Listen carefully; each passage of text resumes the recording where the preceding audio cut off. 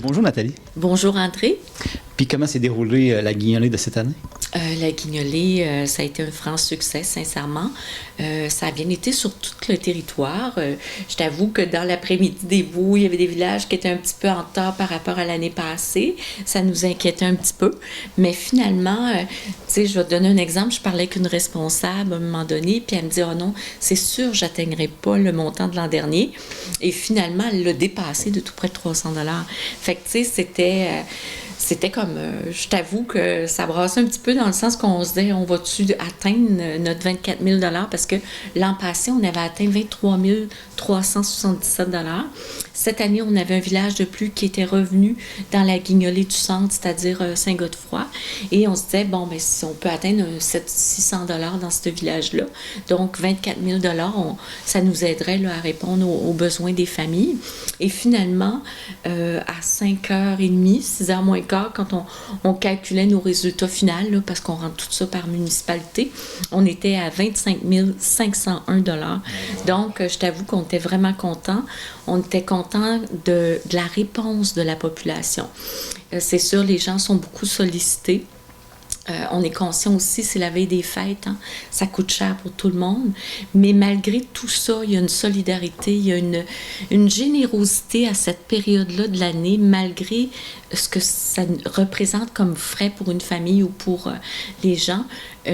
Les gens sont solidaires les uns des autres. Les Gaspésiens, les Gaspésiennes, ils ont vraiment le cœur là, à la bonne place. Puis on a eu encore la preuve cette année. Puis on est très content vraiment de cet appui-là de la communauté. Puis moi, je dois souligner le travail des responsables dans chacune des communautés.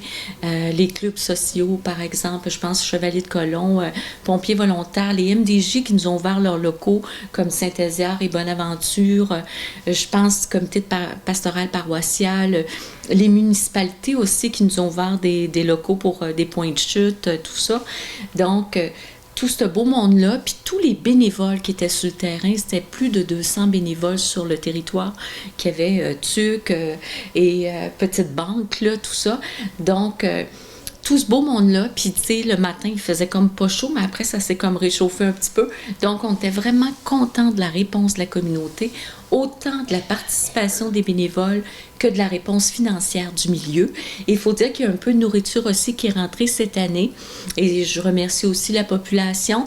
Cette nourriture-là a été remise à la banque alimentaire de notre secteur, c'est-à-dire le collectif alimentaire ici à Passepébiac. En terminant, c'est ça, j'aimerais vraiment souhaiter un joyeux temps des fêtes à tout le monde qui, dans le fond, nous supporte au Centre d'action bénévole, supporte la communauté, à tous les gens qui œuvrent bénévolement dans la communauté, mais aussi à toute la population, parce que quand le Centre organise quelque chose, je pense à la guignolée, qu'on fait un événement ou autre, on se sent appuyé de notre communauté. Donc, je souhaite vraiment la santé pour 2020. Je souhaite vraiment la paix à tout le monde parce que je trouve que c'est drôlement important qu'on vive dans un milieu en paix. Et bien sûr aussi, je souhaite vraiment la prospérité à la région. Puis que la pénurie de main-d'œuvre, qu'on trouve des solutions parce que c'est sûr que ça amène des fois, tu sais, que des commerces doivent diminuer leurs heures ou des choses comme ça. Donc, je souhaite vraiment à toute la population, mais particulièrement à tous les gens qui œuvrent bénévolement dans la communauté, santé, paix, puis du bonheur. On en a besoin, puis du plaisir aussi. On en a vraiment besoin.